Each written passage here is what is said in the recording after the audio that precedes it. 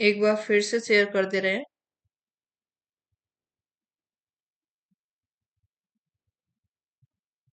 अभी आपके पास में ऑडियो वीडियो क्लियर है? कमेंट कीजिए फटाफट से।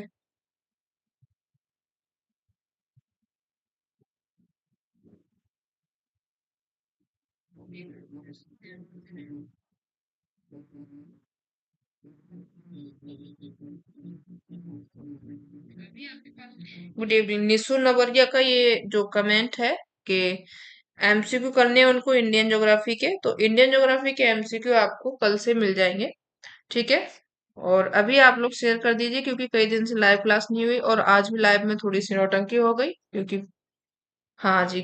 राहुल उत्तम, आपने तब से कमेंट भी नहीं किया कि ऑडियो आपके पास में नहीं आ रही है।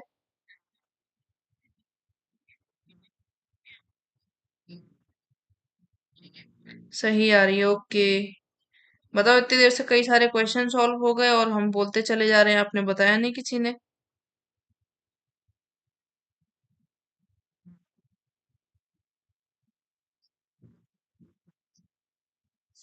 चलो फिर से शुरू करते हैं अपना फर्स्ट क्वेश्चन से, ओके। तो अपन लोग आज कंप्लीट करेंगे जैव भूगोल, जो सविंदर सिंह सर की फिजिकल ज्योग्राफी की 1000 एमसीक्यू वाली बुक है। उसी का ये पार्ट है, जैव भूगोल, ठीक है। जिसमें 100 क्वेश्चन से ऊपर है, उन सभी क्वेश्चन को अपन लोग आज कंप्लीट करेंगे। तो एक बार राहुल उत्तम आप सब लोग शेयर कर दीजिए।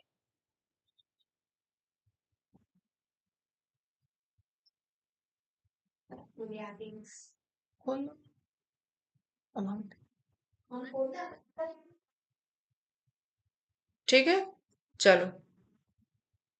टोटल 100 क्वेश्चन से ऊपर है, जैव भूगोल बायोज्योग्राफी क्वेश्चन अपन लोग डिस्कस करेंगे, ठीक है। चलो इनको पहले अपन लोग इरेज कर लेते हैं, आपको आंसर शो हो जाएगा।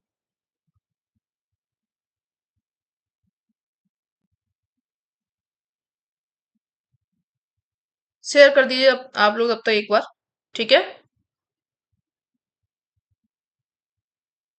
10 से 15 मिनट तो हम लोग क्लास में बोलते ही रहे।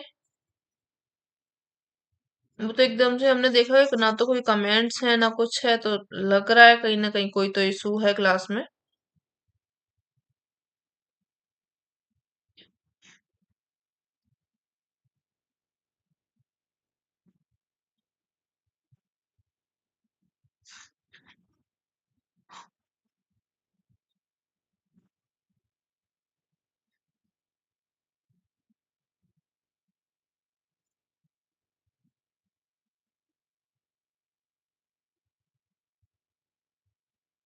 चलिए शुरू करें। तो इसमें पहला क्वेश्चन है आप लोगों का। नंबर पर मत जाइएगा, क्योंकि बुक के हिसाब से यहाँ पे नंबर आपको मिलेंगे। आंसर आप लोग को आ रहे हैं या नहीं आ रहे हैं, आप लोग फिर भी कमेंट कीजिएगा, ठीक है। थोड़े से न्यू क्वेश्चन है आप लोगों के लिए, हमारे लिए भी न्यू क्वेश्चन ही सर के हिसाब से। तो चलो डिस्कस करें इनको। पहला क्वेश्चन यहाँ पे दिया गया है, निम्नलिखित में से किसका फाइटोजोग्राफी पादप भूगोल में अध्ययन नहीं किया जाता है? फाइटोप्लैंक्टन्स का, जूप्लैंक्टन्स का, वन का, या फिर घास के मैदान का? किसका अध्ययन नहीं किया जाता है पादप भूगोल में या फिर फाइटोजोग्राफी में? फटाफट फटाफट आंसर कीजिए, क्योंकि 100 क्वेश्चन करने हैं तो थोड़ा सा टाइम इसमें लग जाएगा। चलिए, तो यहाँ पे आपका जो आंसर करेक्ट हो जाएगा। अपन लोग फाइटोजोग्राफी में जो अध्ययन नहीं करते हैं, देखिए फाइटोजोग्राफी आपका जो पादप भूगोल है, उसमें अपन लोग सिर्फ पौधे का अध्ययन करते हैं, ठीक है। जो प्रकाश संश्लेषी हरे पौधे होते हैं, इनका अध्ययन करते हैं। तो यहाँ पे जो अध्ययन नहीं करेंगे अपन लोग, वो फाइटोप्लैंक्टन्स का करते हैं, वन का करेंगे, घास का करेंगे, क्योंकि ये जो पौधे हैं वो आपके कैसे हैं, प्रकाश संश्लेषी हरे पौधे हैं। लेकिन जूट प्लैंक्टन से इसमें शामिल नहीं किया जाएगा। तो इसलिए आपका जो ऑप्शन करेक्ट होगा वो यहाँ पे बी हो जाएगा। ओके, चलो नेक्स्ट क्वेश्चन। जैव भूगोल की निम्नलिखित शाखाओं में से किस शाखा में प्रजातियों के उद्भवन, इवोल्यूशन एवं विलोपन, एग्जिस्शन, इनका अध्ययन किया जा रहा है? संरक्षण जैव भूगोल का, सागरीय जैव भूगोल में, आर्थिक जैव भूगोल में, या फिर ऐतिहासिक जैव भूगोल में? तो किस में उद्भवन एवं विलोपन दोनों का अध्ययन किया जाता है, यानी कब पौधा होगा और कब वो विलुप्त हुआ, ये जब दोनों अपन लोग पढ़ेंगे तो ये किस में बात चली जाएगी? इतिहास में बात जाती है, ठीक है। तो अपना ये जो भूगोल हुआ वो किस तरीके का भूगोल हो जाएगा, ऐतिहासिक जैव भूगोल हो जाएगा, ठीक है। डी आंसर आपका यहाँ पे करेक्ट हो जाएगा। नेक्स्ट क्वेश्चन है नेक्टन समुदाय का जैव भूगोल की निम्नलिखित शाखाओं में से किस शाखा में अध्ययन किया जाता है। सागरीय जैव भूगोल में, पारिस्थितिकी जैव भूगोल में, स्थल जैव भूगोल में, या फिर ऐतिहासिक जैव भूगोल में। तो यहाँ पे देखिए जो नेक्टन समुदाय नाम दिया गया है, नेक्टन समुदाय बेसिकली होते क्या है। तो नेक्टन समुदाय आपने देखा होगा, देखा क्या, सब लोग देखे हैं, ये जो सागर में या फिर समुद्र में तैरने वाले जो जीव होते हैं, सिंपली जो तैरने वाले जंतु होते हैं, जैसे कि मछलियां हो गई, उनको अपन लोग शामिल करते हैं किसमें, नेक्टन समुदाय में। तो अब जैसे तैरने वाले जीव हैं नेक्टन हो गए, तो वो कहाँ पे मिलेंगे आपको, सागर में मिलेंगे। तो ये कहाँ पे पहुंच जाएगा, सागरीय जैव भूगोल में पहुंच जाएगा। यानी कि ए ऑप्शन आप लोगों का करेक्ट हो जाएगा। ओके, चलो कमेंट कीजिए। अब इसको क्या हुआ, चलो। निम्नलिखित में से किसे सुपर मांसाहारी जंतु कहा जाता है, ध्रुवीय भालू को, गिरबब्बर शेर को, भेड़िया को, या फिर बंगाल टाइगर को। किसको कहा जाता है सुपर मांसाहारी या फिर हाइपर मांसाहारी, कमेंट कीजिए आप लोग। सागरी जैव, ओके जीएस पांडे, चलो। हाँ जी, सुपर मांसाहारी जंतु किसको कहा जाता है। तो यहाँ पे आप लोग आंसर याद रखिएगा, सुपर मांसाहारी जंतु कहा जाता है ध्रुवीय भालू को। ध्रुवीय भालू को क्यों कहा जाता है, एक तो ये ध्रुवीय भालू पाया कहाँ पे जाता है, तो और आपकी सिंपल सी बात है, ध्रुवीय क्षेत्रों में, जो आपका आर्कटिक रीजन वाला जो क्षेत्र है वहां पे आपका ये ध्रुवीय भालू पाया जाता है। अब इसको सुपर मांसाहारी कहा क्यों जाता है, क्यों, क्योंकि ये जो भालू है ना, एक दिन में करीब 70 से लेकर के 75 किलोग्राम मांस खा जाता है, ठीक है। 70 से 75 किलोग्राम मांस खाया जाता है, इसलिए इसको क्या कहा जाता है, ध्रुवीय भालू कहा जाता है। ओके, ए ऑप्शन आप लोगों का करेक्ट हो जाएगा। क्वेश्चन नंबर नेक्स्ट देखिए, निम्नलिखित में से कौन सही कथन नहीं है। वनस्पति प्रवणता ग्रेडियंट में भूमध्य रेखा से ध्रुवों की ओर में आप लोग जाओगे तो वहां पे कमी होती जाती है। बी में कह रहा है कि जो भारत का पश्चिमी घाट है वो जैव विविधता का हॉटस्पॉट माना जाता है।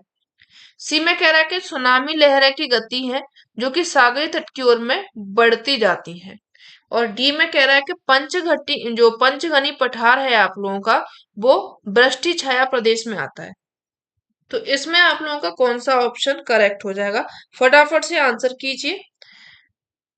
नहीं में आंसर पूछा है, यानी कि कौन सा यहाँ पे गलत दिया गया है वो आपको जवाब देना है।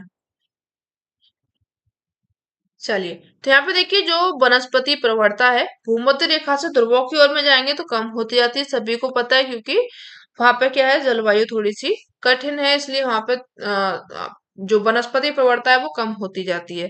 और भारत का पश्चिमी घाट है जो कि जैव विविधता का हॉटस्पॉट है, ये भी करेक्ट है। लेकिन यहाँ पे ये जो बात कह रहा है कि सुनामी लहरों की गति सागरी तट की ओर में बढ़ती जाती है, बढ़ती नहीं है, कम होती है, ठीक है। और जो पंचगनी पठार है वृष्टि छाया प्रदेश में स्थित है, ये भी आपका करेक्ट हो जाएगा। यानी कि सही आंसर आपका कौन सा हो जाएगा, सी सही हो जाएगा, क्योंकि सी जो दिया है वो गलत है। आगे बढ़िए, निम्नलिखित में से कौन डार्विन के सिद्धांत प्रजातियों की उत्पत्ति का हिस्सा नहीं है।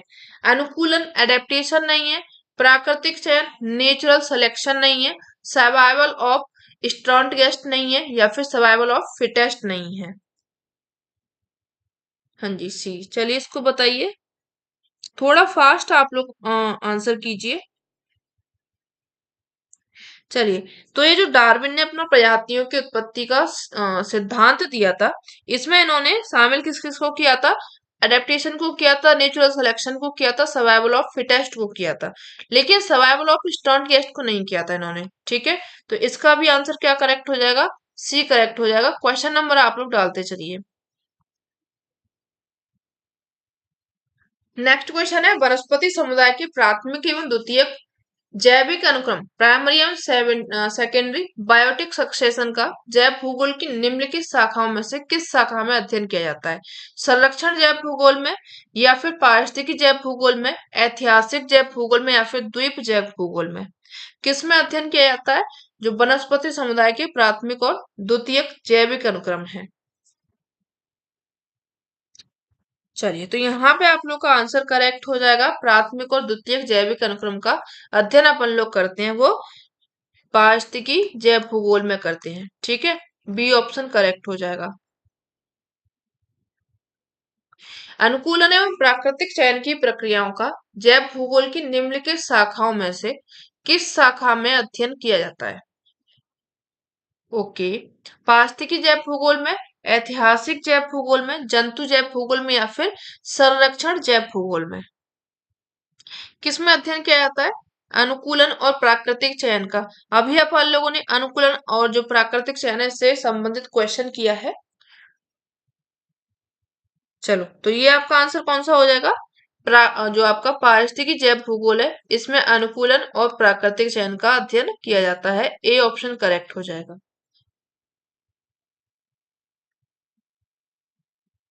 चलो, क्वेश्चन नंबर नेक्स्ट है। निम्नलिखित में से किसने वनस्पति समुदाय के अध्ययन को जेनेटिक उपागम जेनेटिक अप्रोच का प्रतिपादन किया था? आर एच विटेकर ने, डी कैंडोल ने, एफ ई क्लीमेंट ने, या फिर सी आर रॉनकियर ने? आप लोग एक बार शेयर भी तो कर दीजिए सेशन को। चलिए, जैनेटिक जो उपागम है इसका प्रतिपादन किसने किया था वनस्पति समुदाय के अध्ययन का? काफी इजी है, इसका आंसर आपका करेक्ट हो जाएगा एफ ई क्लीमेंट। ठीक है, सी आंसर करेक्ट हो जाएगा। कब किया था इन्होंने? 1916। ठीक है, 1916 में इन्होंने इसका प्रतिपादन किया था। आगे बढ़िए। निम्नलिखित में से किसने वनस्पति समुदाय के अध्ययन में चरम क्लाइमैक्स की संकल्पना विकसित की थी? एजी टांसली ने, चार्ल्स डार्विन ने, एफ ई क्लीमेंट ने, या फिर हैरी काउल्स ने? किसने की थी क्लाइमैक्स या फिर चरम की संकल्पना?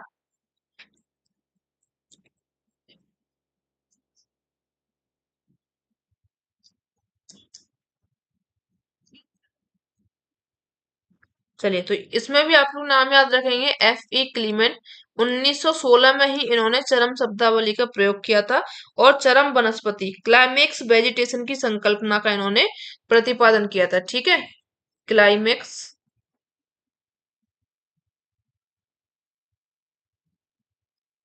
वेजिटेशन संकल्पना का इन्होंने प्रतिपादन किया था।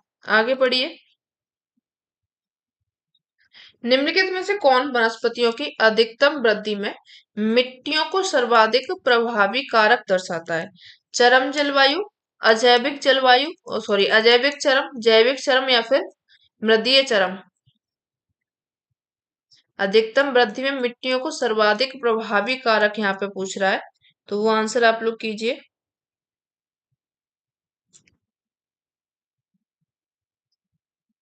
चलो, तो यहाँ पे आपका आंसर करेक्ट हो जाएगा मृदीय चरम। डी ऑप्शन आपका करेक्ट हो जाएगा। ठीक है, जैसे कोई भी आवास होता है या फिर आपका घर है, कुछ भी है, वहां पे क्या है, मिट्टी के कारण वनस्पति की अधिकतम वृद्धि हो या फिर उसका विकास हो, तो उसको क्या बोला जाता है? मृदीय चरम बोला जाता है।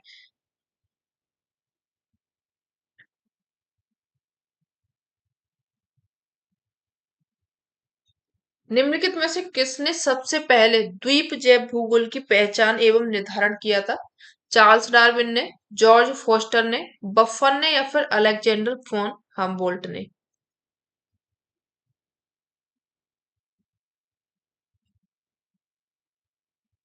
चलो, तो द्वीप जैव भूगोल की पहचान एवं निर्धारण किया था वो सबसे पहले किसके द्वारा किया गया था? तो इसमें नाम आप लोग याद रखेंगे जॉर्ज फोस्टर का। ठीक है, जॉर्ज फोस्टर ने सबसे पहले क्या किया था? द्वीप जैव भूगोल का पहचान की थी।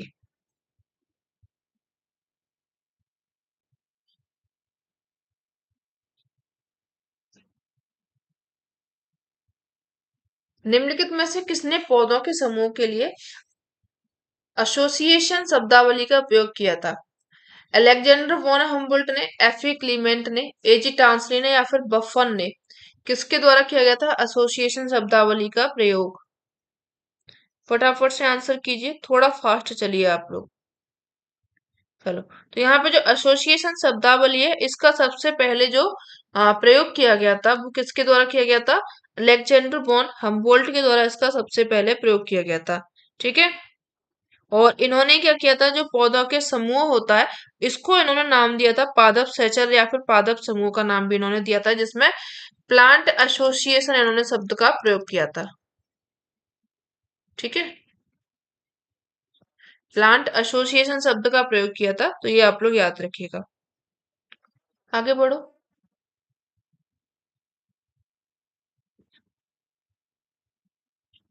निम्नलिखित में से किसने स्थानीय पादप या फिर देशज पादप एंडेमिक प्लांट संकल्पना की प्रतिपादन किया था? एफ ई क्लीमेंट ने, हर्बर्टसन ने, अलेक्जेंडर वॉन हम्बोल्ट ने या फिर एडी कैंडोल ने? चलिए आप लोग एक बार शेयर कर दीजिए फटाफट से, कितना स्लो हो आप लोग। चलो, तो यहाँ पे स्थानीय पादप या फिर देशज पादप की संकल्पना का प्रतिपादन किया गया था, वो किसके द्वारा किया गया था? तो वो उसमें आप लोग नाम याद रखेंगे एफ ई क्लीमेंट का। ए ऑप्शन करेक्ट हो जाएगा। ओके।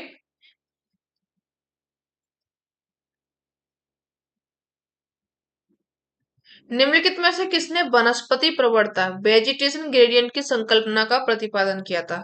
जॉर्ज फोस्टर ने, बफन ने, एडी कैंडोल ने या फिर अल्फ्रेड रसेल बेलास ने? किसके द्वारा प्रतिपादन किया गया था?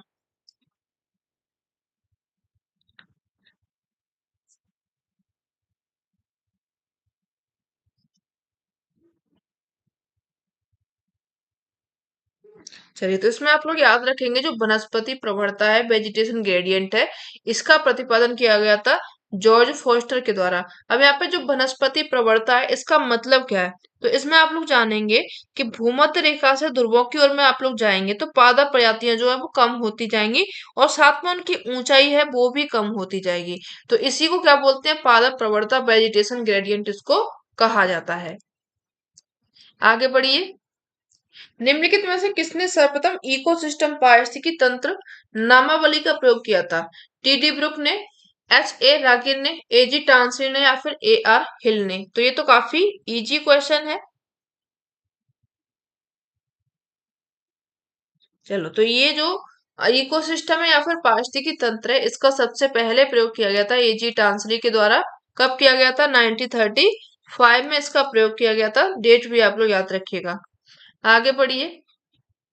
निम्नलिखित में से किसने प्रजातियों के निरंतर रूपांतरण की संकल्पना को निरूपित किया है? जॉर्ज कुवियर ने, जेबी लैंडमार्क ने, चार्ल्स डार्विन ने, जॉर्ज फोस्टर ने?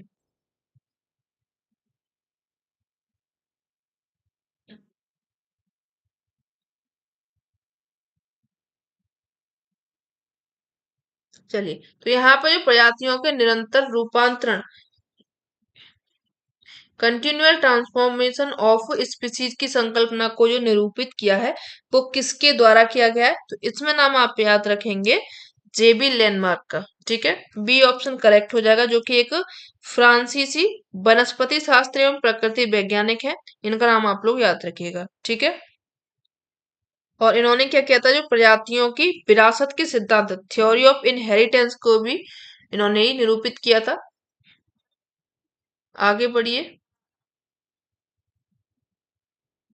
निम्नलिखित में से किसने सर्वप्रथम प्रजातियों के उद्भवन की क्रियाविधि की पहचान एवं निर्धारण किया था? चार्ल्स डार्विन ने, एडोल्फ इंगलर ने, अल्फ्रेड रसेल वेलास ने, काम्टे दी बफन ने? तो प्रजातियों के उद्भवन की क्रियाविधि की पहचान किसके द्वारा की गई थी?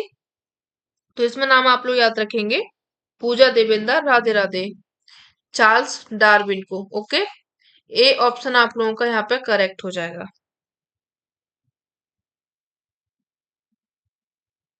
चलो आगे बढ़िए।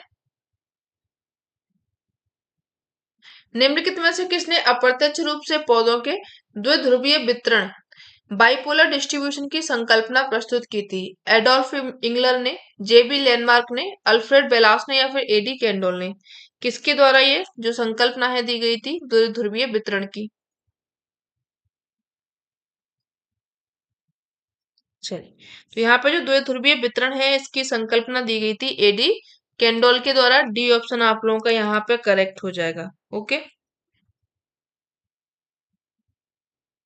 द्विध्रुवीय यानी कि जो संकल्पना है, दोनों गोलार्ध जो आपका उत्तरी एवं दक्षिणी गोलार्ध है उस पौधे के वहां में जो पौधे उत्पन्न होते हैं शीतोष्ण कटिबंध में या फिर शीतोष्ण प्रदेश के जो प्रजातियां होती हैं उन पौधों की इन्होंने बात कही थी और उसी में इन्होंने द्विध्रुवीय वितरण को संकल्पना प्रस्तुत की थी। ओके। यानी कि जैसे आप लोग दोनों ध्रुवों में जाएंगे, चाहे आप उत्तर में चले जाएं चाहे आप दक्षिण में चले जाएं, वहां पे आपको समानता देखने को मिल जाएगी पौधों के रूप में।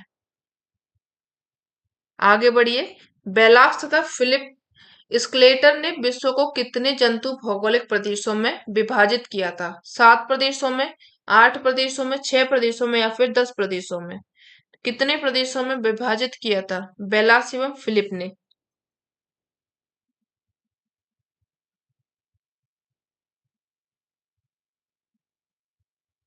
चलिए, तो यहाँ पे आप लोग याद रखेंगे विश्व को कितने जंतु भौगोलिक प्रदेशों में विभाजित किया था?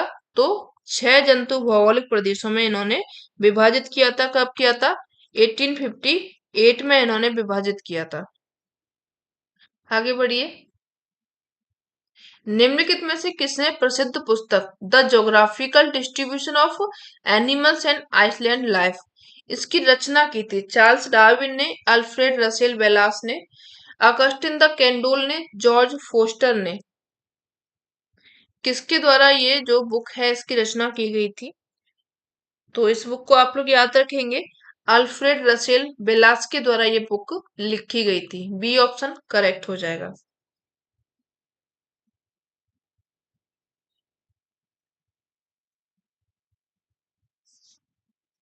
निम्नलिखित भूगर्भिक कालो जियोलॉजिकल पीरियड में किस काल में पुष्पी पौधों का उद्भवन हुआ है? यानी कि जो फ्लोरिंग प्लांट्स होते हैं उनका उद्भव हुआ है सिल्यूरियन काल में, ऑर्डोविशियन काल में, पर्मियन काल में या फिर क्रिटेशियस काल में?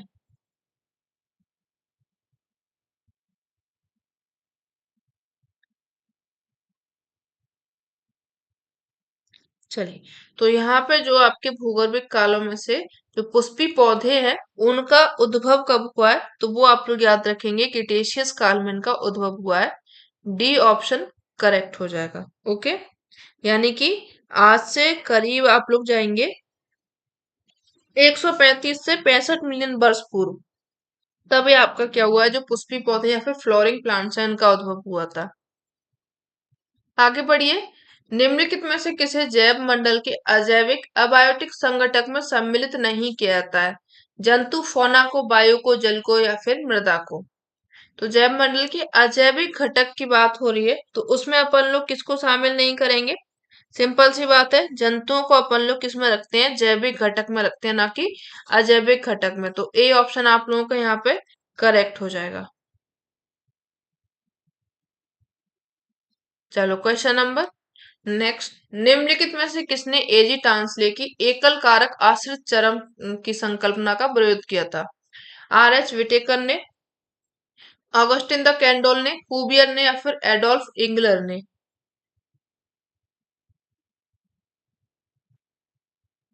किसने विरोध किया था? तो इसमें आप लोग नाम याद रखेंगे आर एच विटेकर का। ए ऑप्शन आप लोगों का यहाँ पे करेक्ट हो जाएगा। तो आज के सेशन में सिर्फ इतना ही। मिलते हैं नेक्स्ट सेशन में, तब तक के लिए धन्यवाद। अगर सेशन अच्छा लगा हो तो अपने फ्रेंड्स को शेयर जरूर कीजिए।